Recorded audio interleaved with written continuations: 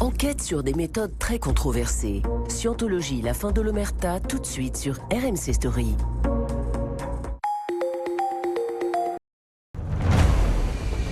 La Scientologie, une organisation rendue célèbre dans le monde entier grâce aux stars planétaires qui en font l'apologie dans les médias. I've had a great deal of help from Dianetics and Scientology to handle all my ups and downs. Une image glamour qui a permis à la Scientologie de devenir une organisation puissante, riche et structurée autour de son fondateur et quasi-messie, Ron Hubbard. Il y a une personne qui dirige. À l'origine, c'était Ron Hubbard. Et toute la Scientologie existe pour enrichir cette personne. En bas de l'échelle, les scientologues ordinaires sont attirés par les promesses de cette méthode de développement personnel révolutionnaire. L'audition va consister à trouver à quel endroit il y a eu un problème dans sa vie présente ou dans des vies antérieures. Et pour atteindre l'éveil spirituel, certains adeptes auraient été incités à dépenser des sommes vertigineuses. Au final, si vous atteignez les plus hauts niveaux de la Scientologie, vous aurez payé entre un demi-million et $1 million. Un culte reconnu comme une religion aux États-Unis, mais considéré comme une secte dans de nombreux pays. La Scientologie est comme le nec plus ultra de la secte. Une organisation à la discipline militaire, qui, selon ses anciens membres, aurait infligé à ses cadres des programmes de rééducation inhumains. C'est interdit de discuter, interdit d'uriner, interdit de s'asseoir. On va monter à 15-16 heures de travail par jour. On va ponctuer ça de séances d'autodénonciation et de dénonciation des autres.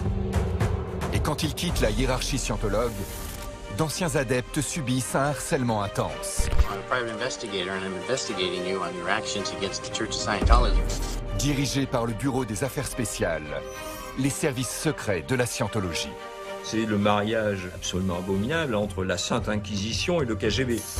Des méthodes illégales et secrètes, soupçonnées d'avoir été utilisées pour changer la loi française et échapper à la dissolution de l'Église en France. Jamais dans l'histoire judiciaire de ce pays, il s'est produit autant de faits qui échappent à tout entendement. Rien ne peut arrêter l'Église de Scientologie. Au-delà de l'histoire, comment est structurée la Scientologie ? Quelles sont ces techniques de recrutement tant décriées? Et comment est-elle parvenue à s'implanter dans le monde entier? À l'aide d'experts et d'anciens membres de la hiérarchie scientologue, nous allons vous raconter la face cachée de l'une des organisations aux prétentions religieuses les plus puissantes de la planète. L'Église de Scientologie.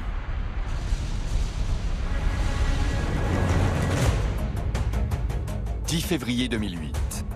De Los Angeles à Tokyo, des manifestants d'un nouveau genre défilent devant les centres de la Scientologie du monde entier. En tout, 50 villes sont touchées au même moment. Les protestataires arborent un masque de Guy Fawkes, symbole des Anonymous, un groupe de hackers qui vient de déclarer la guerre à la Scientologie. Hello, leaders of Scientology. We are Anonymous. Over the years, we have been watching you. Anonymous has therefore decided that your organization should be destroyed. Leur but, dévoiler les pires secrets de l'Église et dénoncer ses dérives. Et s'ils dissimulent leur visage, c'est parce qu'ils craignent les représailles de ce qu'ils pensent être l'un des cultes les plus destructeurs de la planète. J'ai été élevé dans la Scientologie par mes parents, qui y sont entrés lorsque j'avais environ 4 ans. Et lorsque vous commencez à parler, comme je l'ai fait, vous devenez la cible de l'Église. Pour l'Église, les conséquences des manifestations sont dramatiques. Depuis la naissance du mouvement, le nombre d'adeptes dans le monde aurait été divisé par 2. L'hémorragie touche de simples membres, mais aussi des scientologues de haut rang, comme Mike Rinder, sorti du culte en 2007. J'ai grandi dans la Scientologie. Je connaissais très peu de gens qui n'étaient pas scientologues. C'est le seul monde que j'ai connu. Lorsque je me suis évadé, mon monde s'est effondré. Je n'avais plus rien, ni personne. Face à cette menace qui pèse sur leurs épaules, certains anciens adeptes préfèrent garder leur anonymat, comme ce Français, sorti après avoir découvert la face cachée du culte. On va me pousser en fait à intégrer les services secrets de la scientologie. Je vais être appelé à voir, à lire des documents qui parlent d'enlèvement, d'organisation de faux trafic, de tentatives de meurtre, d'écoute, enfin, tout ça pour nuire aux gens et aux soi-disant ennemis de la scientologie. La plupart des intervenants de ce film ont déjà été attaqués en justice par la scientologie qui conteste leur légitimité. Ils prennent le risque d'être de nouveau la cible d'une offensive judiciaire. Il est clair que cette émission que vous êtes en train de fabriquer aujourd'hui sera examinée à la loupe. On s'intéressera à vous, on s'intéressera à moi. Moi, depuis le temps qu'on s'intéresse à moi, il n'y a pas de... Hello and welcome. You've probably heard of Scientology. In fact, every 6 seconds, someone searches the question, what is Scientology? There's a lot of talk about us, and we get it. People are curious. Cet homme qui prend la parole pour défendre le culte scientologue s'appelle David Miscavige. Il tient à présenter une vision policée de l'Église qu'il dirige depuis 1986. Our approach is new, our answers are new, and that Scientology is not just something you believe in, it's something you do. Cette présentation moderne, c'est l'image que la scientologie offre aux futurs adeptes. Celle d'une méthode de développement personnel fondée sur la conviction que l'être humain possède un potentiel inexploré. La Scientologie, à sa face publique, c'est une organisation spirituelle, une religion même, qui est là pour aider les gens à s'améliorer eux-mêmes. Il n'y a pas un dieu dans la Scientologie. Au lieu de ça, la Scientologie affirme que vous êtes un dieu et que vous avez simplement oublié qui vous êtes vraiment et ce que vous êtes en vrai. Et tout le but de la Scientologie, c'est de faire récupérer aux tétans que nous sommes ces pouvoirs oubliés. Des pouvoirs enfouis au plus profond de l'esprit humain. Pour l'expliquer, l'Église base sa doctrine sur la réincarnation et avance l'idée que l'homme serait un être spirituel immortel, appelé Tétan.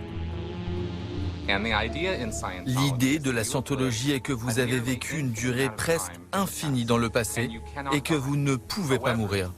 Cependant, la qualité de votre vie sera affectée par le stress et les traumatismes accumulés chaque fois que vous avez vécu, chaque fois que vous êtes mort. Pour retrouver ses pouvoirs cachés, l'adepte devra se livrer à des séances d'audition. Une pratique qui vise à raconter ses traumatismes passés à un membre du clergé scientologue. Une thérapie validée par un outil appelé électromètre. L'audition va consister à trouver à quel endroit il y a eu un problème dans sa vie présente, dans sa vie intra-utérine ou dans des vies antérieures qui peuvent remonter jusqu'à 70 millions d'années. C'est la séance que vous pouvez faire chez le psychanalyste du coin de la rue. La vraie différence, c'est que c'est présenté comme étant un processus extrêmement scientifique. L'aiguille de l'électromètre mesure ce qui se passe en vous, comme vos soucis ou vos pensées, avec plus de précision que vous ne pouvez le faire, parce qu'elle détecte ce qui se passe légèrement en dessous de votre niveau de conscience. Un électromètre n'est en réalité qu'un détecteur de mensonges. Mais la Scientologie affirme qu'il mesure votre état mental ou psychologique.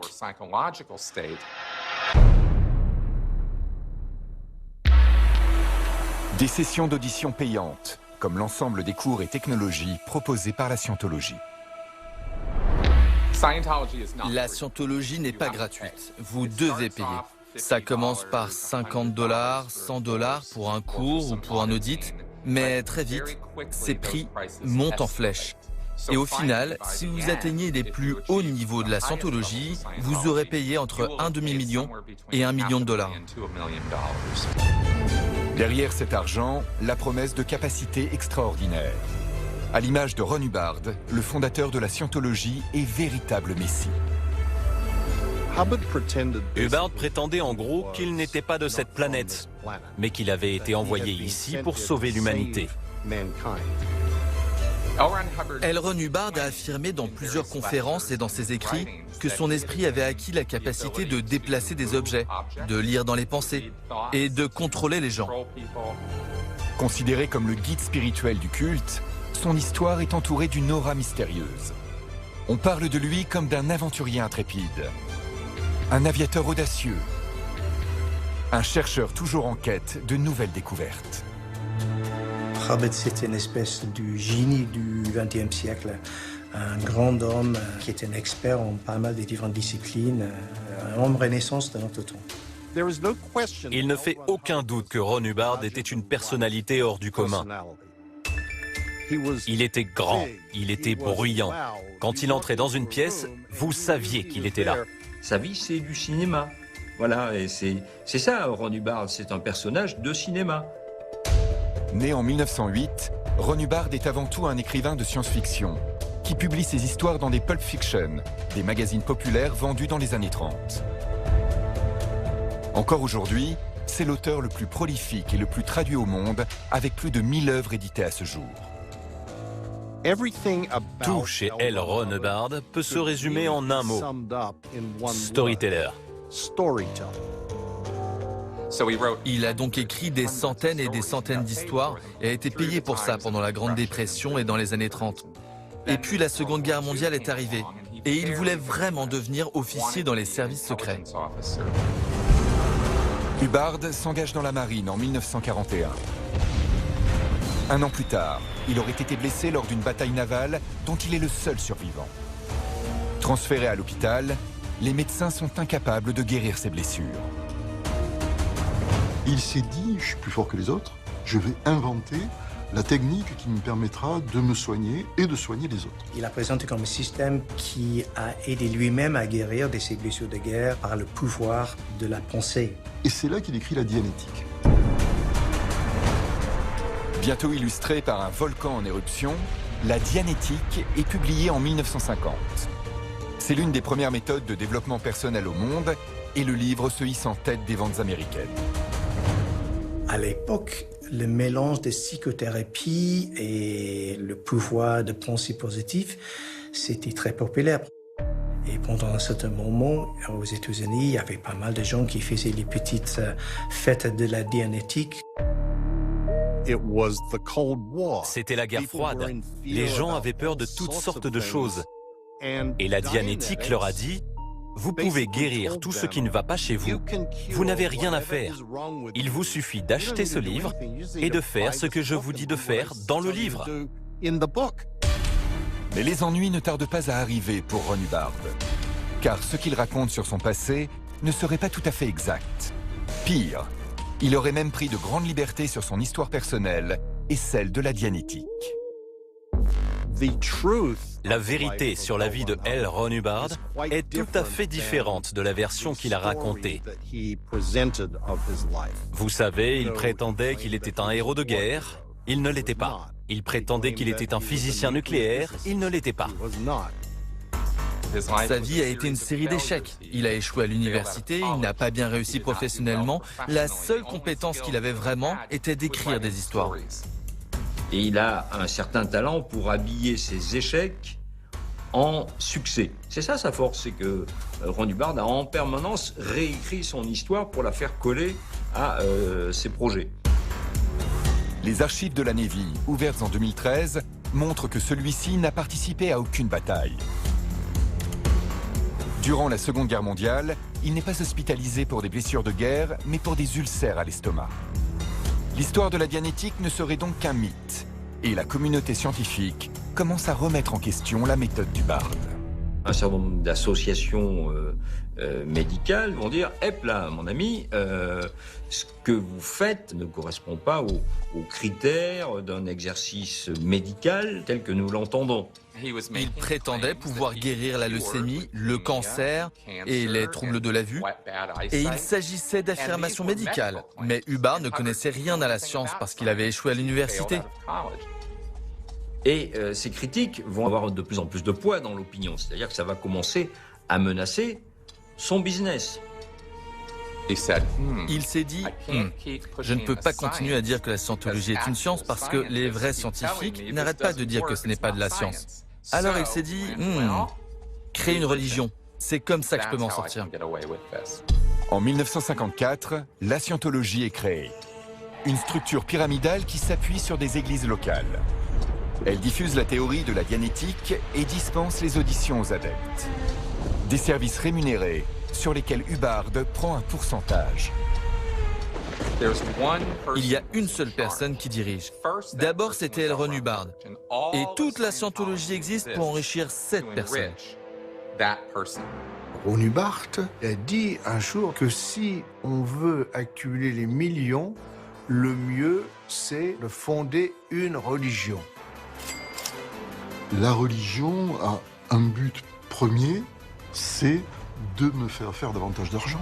On ne peut pas entendre une chose pareille. Mais aux États-Unis, c'est tout à fait audible. Avec la création de la scientologie, Ron Hubbard évite la banqueroute. Mais pour attirer de nouveaux adeptes, il doit encore redorer l'image de l'Église. Au milieu des années 50, il pense alors une stratégie marketing redoutable. Un plan qui tire profit de la passion des Américains pour les stars de cinéma. Son but, c'est de faire parler de lui. Essayer d'avoir le maximum d'adhérents pour faire rentrer le maximum d'argent. Au milieu des années 50, Ron Hubbard s'est rendu compte que les célébrités étaient idolâtrées par le grand public. Elles étaient considérées comme des modèles de réussite. Alors, il s'est dit que les célébrités pouvaient contribuer à transmettre le message de la scientologie. Car si une célébrité était scientologue, ce serait la preuve que la scientologie fonctionne. Hubbard conçoit alors des centres pour aider les célébrités dans leur carrière, tout en leur enseignant la philosophie de la scientologie, les Celebrity Centers. Le but de ces organisations est d'atteindre et d'attirer les célébrités vers la scientologie. C'est-à-dire repérer des gens dans le domaine artistique qui ont un certain potentiel, mais qui sont au tout début de leur carrière, et leur proposer les conditions les meilleures pour se développer. Et on va dire, si elle a réussi, c'est parce qu'elle a suivi l'enseignement de Ron Hubbard. Et la première star à faire l'apologie de la scientologie s'appelle John Travolta. Une prise de haut vol, juste avant que la carrière de l'acteur décolle, avec le film La fièvre du samedi soir, sorti en 1977. I've had a great deal of help from Dianetics and Scientology to handle all my ups and downs. I've had enough success to prove it a valid form, you know. Quelques années plus tard, celui qui deviendra l'un des acteurs les plus connus de la planète se convertit à la scientologie, Tom Cruise. Lorsque John Travolta est entré dans la scientologie dans les années 70 et Tom Cruise dans les années 80, c'était des mégastars. C'était des gens qui avaient de nombreux adeptes, avec des centaines de milliers de personnes qui les vénéraient presque. C'est l'âge d'or de la scientologie. Avec ces stars, l'Église parvient à faire oublier les critiques. Et notamment celles qui interrogent les techniques de recrutement des nouveaux adeptes, des outils considérés par certains comme immoraux. Bonjour. Bonjour. Je vous pose une question, hein. Est-ce que vous connaissez le test de personnalité de la dianétique? Ron Hubbard, son but, c'est de faire parler de lui. Essayer d'avoir le maximum d'adhérents pour faire rentrer le maximum d'argent. Hubbard cherchait toujours des moyens d'attirer ce qu'il appelait de la chair fraîche, c'est-à-dire des nouveaux membres. Il reposait tous sur un principe qui dit que le moyen de faire entrer des gens dans la scientologie, c'est de trouver leur ruine. Trouver la ruine d'une personne est la principale technique de recrutement de la scientologie. Ce qu'ils veulent, c'est trouver cette faiblesse, la chose que vous avez toujours voulu régler sans jamais y arriver. Elle ruine votre vie, c'est pour ça qu'on l'appelle la ruine. La ruine. Les scientologues vont la chercher dans la rue, à l'aide d'un test de personnalité, l'Oxford Capacity Analysis. Un questionnaire décrit par Hubbard comme l'une des sources de recrutement les plus efficaces. Il s'agit d'une série de 200 questions que la scientologie distribue aux gens et aux courageux qui viennent se renseigner sur eux-mêmes et apprendre ce dont ils ont besoin pour améliorer leur vie. Et c'est un test totalement bidon. Il a été inventé par une femme de Los Angeles qui n'avait absolument aucune compétence en la matière. Il y a 200 questions et le bilan, c'est toujours le même.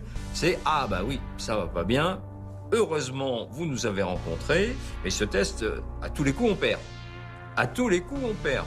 Il y a des gens qui pleurent, qui sont en train de passer un samedi après-midi absolument normal, qui à 4 heures a été assez souriant, se rendre compte à 6 heures qu'ils sont les pires des détraqués et des malades et qu'il faut absolument faire quelque chose tout de suite, quoi.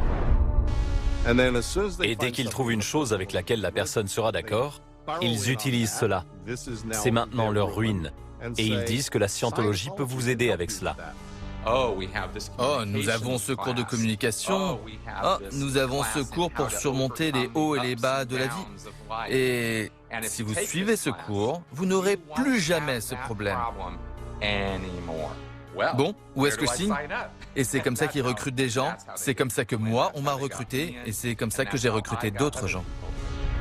Des stratégies de recrutement qui permettent à l'Église d'étoffer ses rangs dès la fin des années 50. Une croissance qui attire de plus en plus l'attention des autorités. Hubbard met alors en place l'une des structures les plus sulfureuses au monde. Dans les années 60, l'Église de Scientologie est dans le collimateur de plusieurs gouvernements. Exercice illégal de la médecine, enrichissement personnel.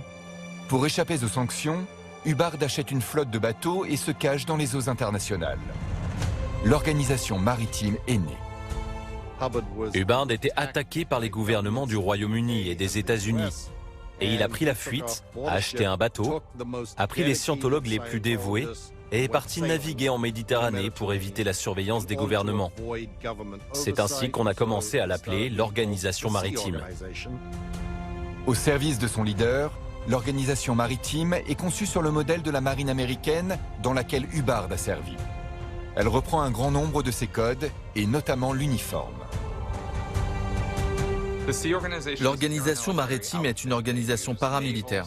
Ils utilisent la symbolique de la marine, ses grades, et ils saluent. Ils sont très structurés, très disciplinés.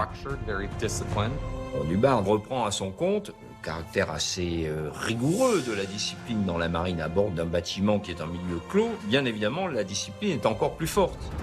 Si demain vous allez à bord d'un sous-marin, vous verrez que ça obéit au doigt à l'œil parce que c'est le sort du navire qui est en question. Rapatriée aux États-Unis en 1975, l'organisation maritime reste l'élite de la scientologie. Elle continue de recruter de jeunes scientologues du monde entier auxquels elle demande un engagement total. L'organisation maritime est composée du noyau dur des croyants les plus fanatiques. J'ai fait partie de l'organisation maritime pendant 17 ans et pour devenir l'un de ses membres, vous devez signer un contrat d'1 milliard d'années de votre existence. C'est dire à quel point ils sont dévoués. Pourquoi 1 milliard d'années? Parce qu'on va se réincarner, forcément, on va vivre plusieurs vies. On en a vécu beaucoup avant et on va en vivre beaucoup après. D'ailleurs, ça renforce le sentiment de groupe. Telle une élite de moines soldats, les membres de l'organisation maritime se dévouent corps et âme à la scientologie. La famille n'y tient pas la même place qu'ailleurs. J'ai 2 enfants qui sont nés dans l'organisation maritime.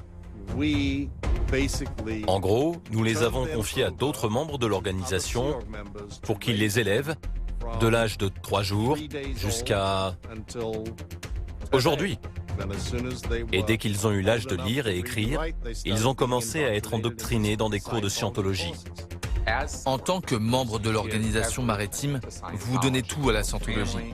Votre famille, votre conjoint, vos enfants ne comptent pas autant que la scientologie. En fait, ils ne signifient pas grand-chose comparé à la scientologie.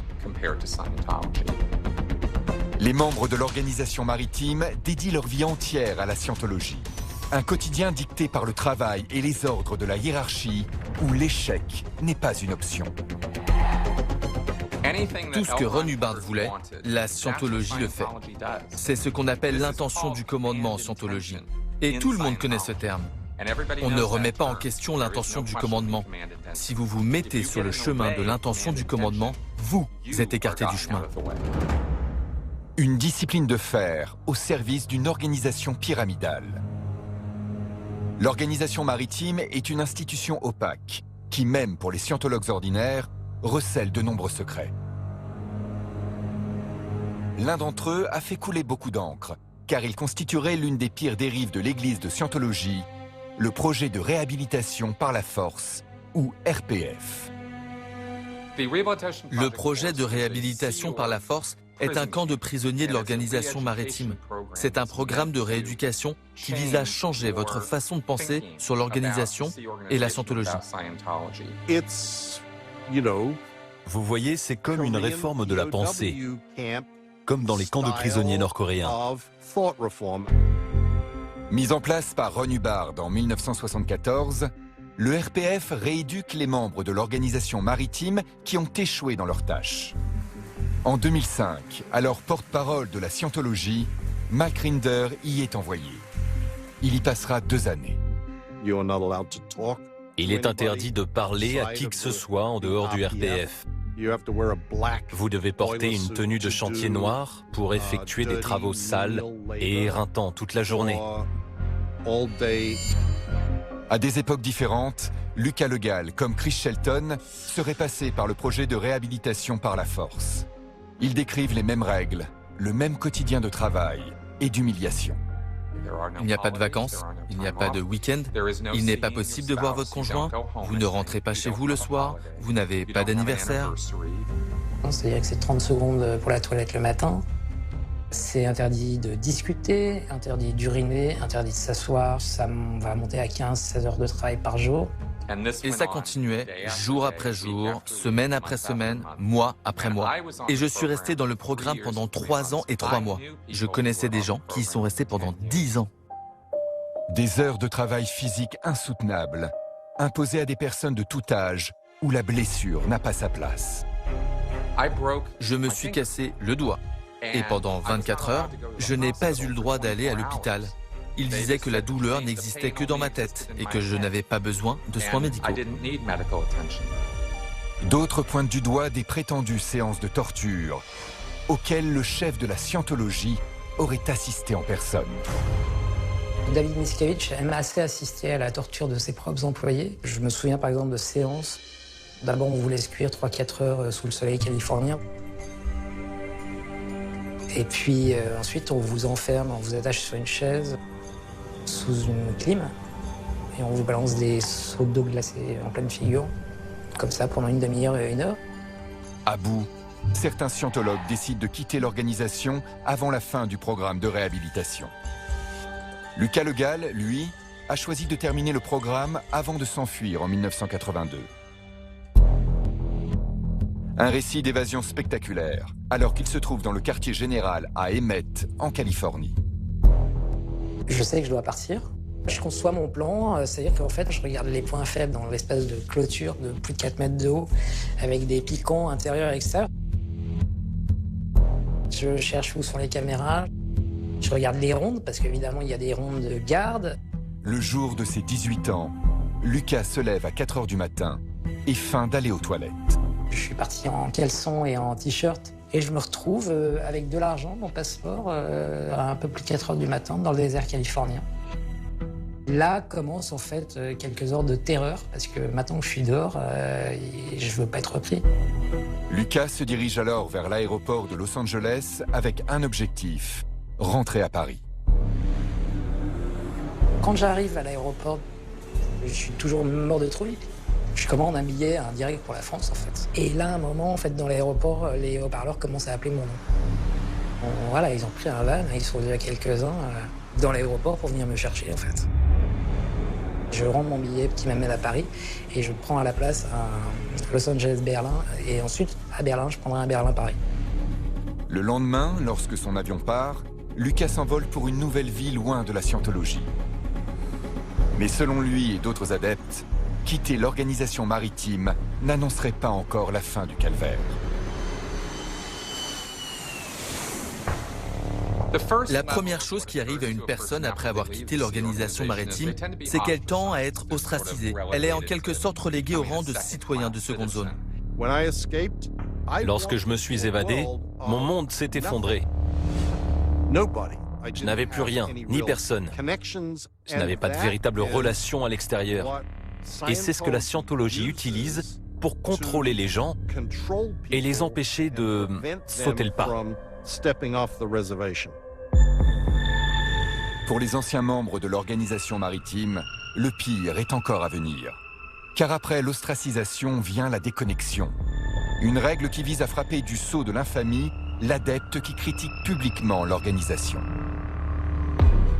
Maintenant, vous n'êtes pas seulement une mauvaise personne ostracisée, maintenant vous êtes le mal incarné. Aucun scientologue en règle n'est autorisé à vous parler, à communiquer avec vous ou à avoir une relation avec vous. Après être sorti de la scientologie, si vos propres enfants sont restés à l'intérieur de la scientologie, ils vont vous considérer comme étant un renégat, un apostat. Vous pouvez littéralement perdre tous les membres de votre famille. Cela m'est arrivé. Mes parents, mes frères et sœurs, mes enfants, tous se sont déconnectés de moi. Cette règle tire son origine dans les années 50, lorsqu'Hubbard théorise la politique de l'Église à l'attention des personnes suppressives. Une expression effrayante qui désigne toute personne ou groupe qui gênerait la scientologie. Ils deviennent alors la cible du programme de Fair Game, ou propagande noire. Et désormais, en tant que personne suppressive, vous êtes soumis à ce qu'on appelle le fair game. Les scientologues peuvent vous traquer, vous harceler, vous poursuivre en justice, vous attaquer physiquement, faire ce qu'ils veulent. Vous êtes fair game. Cette propagande noire est orchestrée par ce que certains décrivent comme l'un des services les plus sulfureux de l'organisation maritime, le Bureau des Affaires Spéciales. Si d'anciens membres de la scientologie ou si un ministère tentait de prendre des mesures contre la scientologie, ce serait le travail de l'OSA de s'en occuper. Et par s'en occuper, je veux dire s'en débarrasser. C'est le mariage absolument abominable entre la Sainte Inquisition et le KGB. C'est une police politique qui traque les adversaires de la scientologie. À ma connaissance, il n'y a pas d'autres organisations religieuses qui aient développé ce type de service. Mike Rinder est un des rares experts à bien connaître le Bureau des Affaires Spéciales. Car il l'a dirigé durant son passage à la tête de l'organisation de 1982 à 2005. Mes fonctions au Bureau des Affaires Spéciales consistaient à éradiquer les attaquants par le biais de pots de vin, de poursuites judiciaires ou d'intimidation. Quels que soient les moyens nécessaires pour atteindre cet objectif, il reste le modus operandi du Bureau des Affaires Spéciales de Scientologie, encore aujourd'hui. Un mode opératoire secret que Mike Rinder n'oublie pas lorsqu'il sort de la Scientologie. Un savoir qui fait de lui l'une des pires menaces pour l'Église. L'ancien chef du Bureau des Affaires Spéciales va alors lui-même en être la cible. La Scientologie a fait de son mieux pour m'intimider ou me harceler, pour que je ne parle pas.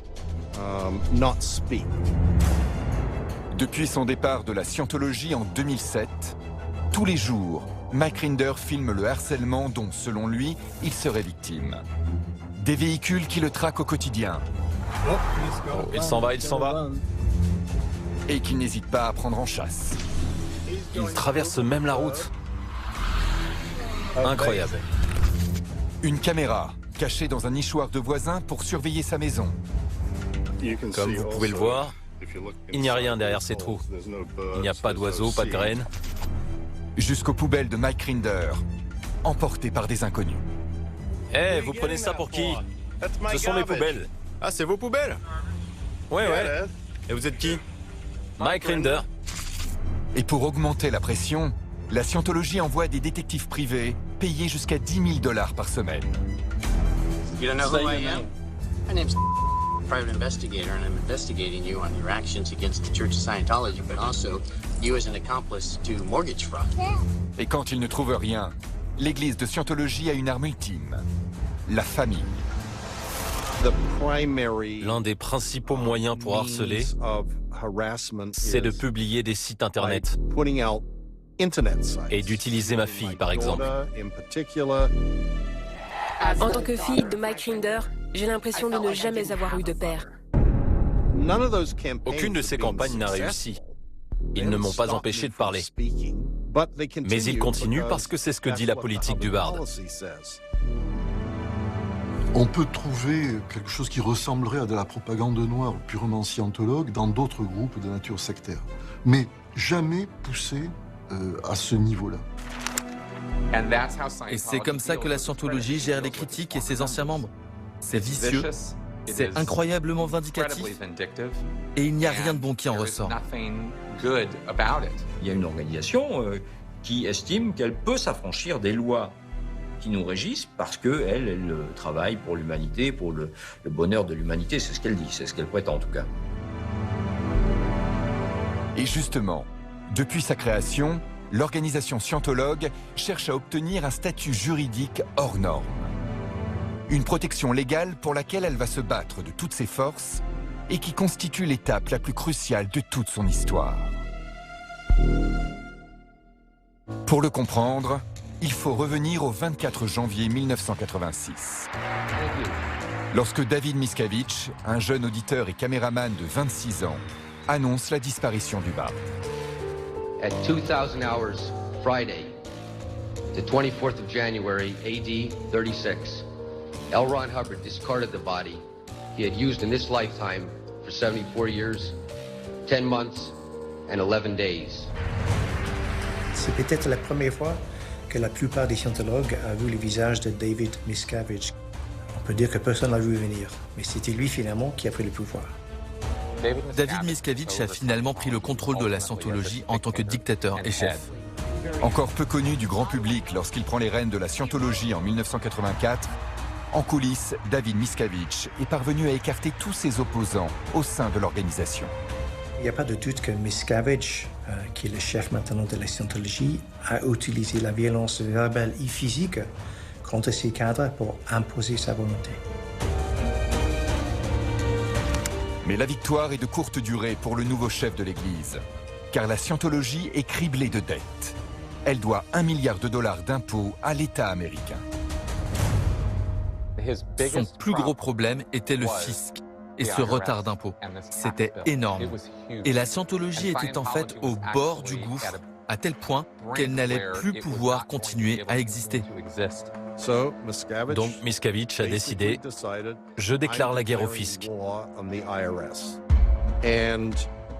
Et nous, au Bureau des Affaires spéciales, avons lancé des campagnes pour les attaquer, pour trouver le moindre employé du fisc mécontent et le faire parler dans les journaux. C'était une campagne énorme.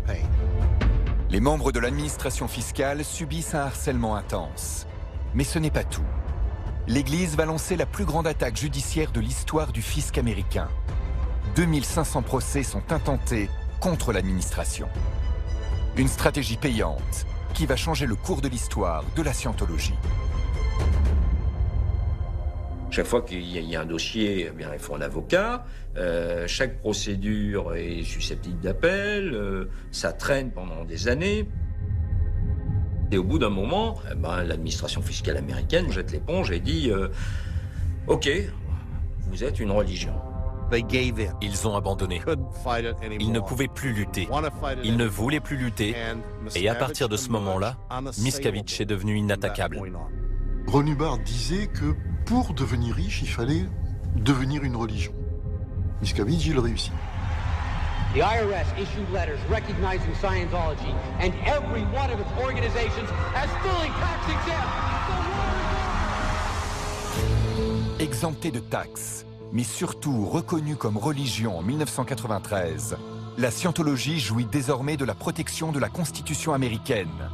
Un statut aux lourdes conséquences. Si le fisc vous a accordé l'exonération fiscale en tant qu'organisation religieuse, vous bénéficiez essentiellement de tous les droits des religions devant les tribunaux. En gros, vous pouvez faire ce que vous voulez. Les lois sur le travail des enfants peuvent être violées, les normes éducatives peuvent être violées, les enfants peuvent même être maltraités, les adultes peuvent être maltraités, et ils ont un laissez-passer parce qu'il s'agit d'une activité religieuse. Je ne peux pas décrire à quel point ça a été une victoire pour David Miscavige et pour que la scientologie continue de perdurer. Triomphant aux États-Unis, David Miscavige, le nouveau chef du culte, a désormais un nouvel objectif: partir à la conquête du monde. De l'autre côté de l'Atlantique, en France, dans les années 90, la scientologie n'est pas vraiment un sujet. Avant, les sectes, on considère que finalement, c'est de 12 illuminés, que de temps en temps il y a quelques dérapages, mais c'est pas un vrai problème. Et puis, tout à coup, le choc des 2 massacres du Temple solaire. Dans la nuit du 15 décembre 1995 en France, 16 personnes se suicident dans ce qui ressemble à des massacres rituels. Des événements tragiques qui poussent la justice à s'intéresser au mouvement sectaire. C'est le grand basculement dans la lutte anti-secte. Et donc on va confier la tâche aux renseignements généraux. Et au premier chef, ils vont s'intéresser à l'église de Scientologie. Peine sévère du tribunal correctionnel de Lyon pour le président de l'église de Scientologie. 3 ans de prison, dont la moitié, 18 mois, ferme. Surveillée par les renseignements généraux, l'Église ne peut empêcher la condamnation de 15 de ses membres à Lyon en 1996. C'est la première fois en France que les méthodes du culte sont disséquées aussi précisément. Au quartier général de la Scientologie, la nouvelle du jugement ne passe pas. En coulisses, l'Église prépare sa contre-attaque. Une fois qu'ils avaient gagné le statut de religion aux États-Unis, ils ont utilisé cette nouvelle respectability pour faire du lobbying. Ils ont demandé au fisc d'écrire des lettres au gouvernement étranger pour qu'il fasse pression sur eux afin qu'ils reconnaissent la Scientologie comme une religion et qu'ils soutiennent les scientologues. Donc on avait dans les années 90 les responsables du gouvernement américain qui étaient en train de donner des leçons à leurs homologues en Europe pour essayer de faire en sorte qu'ils lèvent un peu la pression sur la Scientologie. La tension est à son comble entre les 2 alliés. Mais un homme va incarner le changement et tenter de calmer le jeu. Nicolas Sarkozy. À peine nommé à l'intérieur, il est persuadé que la route vers l'Élysée passe par Washington et cherche à donner des gages d'amitié aux Américains. Dans l'entourage de Nicolas Sarkozy, un certain nombre de conseillers considèrent que l'église de Scientologie est victime d'une espèce de procès en sorcellerie et que c'est à tort qu'on la poursuit, voire qu'on la persécute. Selon un ancien agent, les renseignements généraux sont brutalement priés de lever le pied sur la Scientologie. Une aubaine pour l'Église, qui envoie alors son meilleur ambassadeur à la rencontre de Nicolas Sarkozy, Tom Cruise. Qu'est-ce que vous faites là-haut, Nicolas Sarkozy, il est ministre de l'économie. Il y a des photos qui paraissent en match où il y a Tom Cruise qui fait le cacou dans la vedette fluviale qui l'amène à Bercy. Nicolas Sarkozy est très content de s'afficher avec Tom Cruise. Mais c'est pas simplement que l'acteur de Mission Impossible. C'est pas le beau gosse de Top Gun. C'est aussi un dirigeant de l'église de Scientologie internationale, avec qui la France a un contentieux judiciaire. Sarkozy dit qu'il l'a reçu parce qu'il s'intéresse au cinéma, au film de Tom Cruise. Et Tom Cruise dit, lui, bon, je vais venu parler de la Scientologie. Et venir parler de la Scientologie, ça veut dire quoi? Essayer d'obtenir le statut de religion? Nicolas Sarkozy, le futur président français, semble prêt à relâcher la pression sur la Scientologie. Mais en apparence seulement. Car le mouvement s'apprête à faire face à la menace la plus grave de son histoire dans le pays. Tout commence en 1998 par la plainte d'une ancienne adepte pour escroquerie en bande organisée. En l'espace d'à peu près 2 mois, elle a dépensé 140 000 francs. Une affaire presque banale, mais qui, 11 ans plus tard, débouche sur le plus gros procès de la Scientologie en France, car celle-ci est menacée de dissolution. Avec le procès en 2009, les enjeux étaient très élevés parce que s'ils étaient condamnés, est-ce qu'ils pouvaient continuer à fonctionner? Donc c'est pour ça que la bataille judiciaire était particulièrement brutale, disons. Alors que la bataille judiciaire fait rage au tribunal d'appel de Paris, le procès de la Scientologie va connaître un dénouement hors du commun. Il va se produire un événement, comment dire, surnaturel. Lorsque j'ai été auditionné par le tribunal, et j'avais la brochette d'avocats de la Scientologie qui était là. Je m'attends à être haché menu par les avocats. Et à ma grande surprise, il ne se passe rien. On va découvrir, alors même que le procureur vient de requérir, que le texte de loi sur lequel il s'appuie a été modifié par l'Assemblée nationale et que la possibilité de dissoudre la personne morale de l'Église de Scientologie, eh ben, c'est plus possible. Parce qu'on a toiletté le code pénal. La loi qui permettait la dissolution de la Scientologie avait été changée, donc c'était un retournement inattendu, disons. Un changement de la loi obscure qui permet à l'Église d'échapper à la dissolution. Un retournement qui interroge, car ce n'est pas la première fois que la justice française cafouille dans ses poursuites contre la Scientologie. On a vu des dossiers de la Scientologie disparaître, alors que, contrairement à ce qui aurait dû être fait, aucun double n'en avait été tiré. Si bien que cette disparition est de nature à annuler tout ou partie du dossier.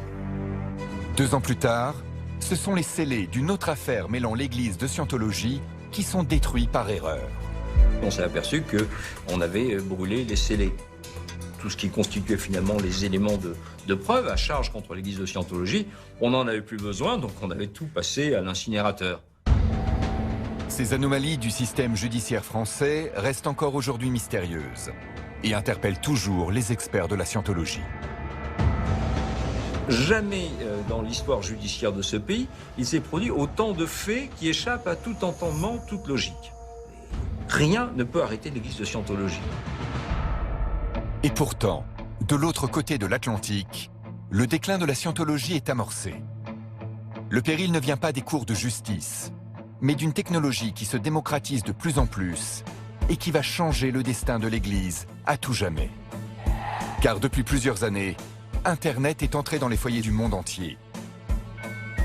Derrière leurs ordinateurs, d'anciens adeptes s'élèvent contre l'Église. Une cause reprise par de jeunes hackers réunis sous la bannière des Anonymous, jusqu'à l'ultime confrontation. Et de nulle part, des gens ont soudainement débarqué devant les églises de la Scientologie, avec des masques de Guy Fawkes, en disant « Nous allons révéler au monde tout ce que fait la Scientologie ». Et les Anonymous fournissaient des faits et des preuves des abus de la Scientologie. Alors les gens se sont dit « Attendez une seconde, c'est pas normal ça !» Et les médias ont alors commencé à y prêter de plus en plus attention. Entachée par les manifestations des Anonymous, l'image de la Scientologie va définitivement changer dans les années qui suivent. Les médias traditionnels n'ont plus peur de s'attaquer à l'Église, provoquant des défections de masse. David Miscavige m'a agressé physiquement à 5 reprises. Et que font les autres? Vous n'allez rien faire qui puisse attirer l'attention sur vous et faire de vous le prochain. Et ça fait très très mal à la Scientologie. Et une des raisons pour lesquelles la Scientologie perd beaucoup d'adhérents, c'est la mise dans le domaine public de saletés internes qui ont été portées par ceux qui les ont subies. Certains transfuges de très haut niveau ont commencé à parler très ouvertement des abus commis au plus haut niveau de l'organisation. Il est impossible de connaître le nombre de scientologues qui ont quitté l'organisation depuis la fin des années 2000. Mais l'hémorragie semble profonde. Certaines estimations considèrent qu'il ne resterait aujourd'hui plus que 30 000 membres à travers le globe. Si on écoute les chiffres officiels tenus par le représentant en France de la Scientologie, il devrait y avoir 5000 membres. La réalité, elle doit être divisée par 10 facilement. La Scientologie aujourd'hui n'est plus que l'ombre de ce qu'elle était autrefois. C'est un très petit groupe. Et les gens pensent qu'ils sont des millions parce que la Scientologie ne cesse de le dire. Et il se trouve que je le sais grâce à ce que je faisais dans la Scientologie. Et j'ai vu les chiffres. Et il n'y avait pas des millions de membres. Il n'y en a jamais eu. Mais le culte de Ron Hubbard n'a pas dit son dernier mot.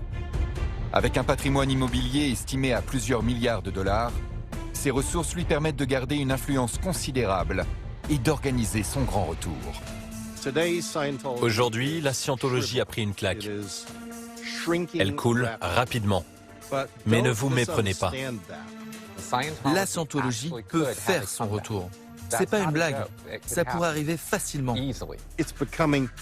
D'une certaine manière, elle devient plus dangereuse parce que les gens qui restent sont encore plus intégristes. La France semble particulièrement visée par cette politique de renouveau de la Scientologie. Sur la commune de Saint-Denis, elle a récemment fait l'acquisition d'un immeuble qui devrait être le nouveau quartier général de l'Église en France. On sait qu'ils ont acheté un bâtiment tout près de Paris et on peut attendre les voir en train d'offrir des prospectus et proposer des tests de personnalité. Elle a investi des sommes colossales pour s'implanter à Saint-Denis, face au Stade de France, de façon à être vue par tous les gens qui viendront assister au match. En pensant que chaque personne qui verra le lieu sera impressionnée par son côté grandiose et immédiatement viendra adhérer. Si la scientologie s'active pour augmenter sa présence dans l'Hexagone, certains observateurs s'inquiètent surtout de l'héritage qu'elle laisse derrière elle. En parallèle, le pays est ainsi victime d'une explosion des dérives sectaires. Aujourd'hui, malgré une recrudescence des mouvements sectaires extrêmement forte en 2020, on a vu progressivement l'État abandonner son rôle. Aujourd'hui, en France, c'est 70 à 80 000 enfants qui sont dans des mouvements sectaires. Après 70 ans d'existence, l'église de Ronhubbard a échappé de nombreuses fois à la disparition. Entre exil, propagande noire ou rebondissement judiciaire rocambolesque, à l'heure des réseaux sociaux, réussira-t-elle à effacer les suspicions d'emprise sectaire et de violence qu'elle laisse derrière elle? So take a look, and then decide for yourself.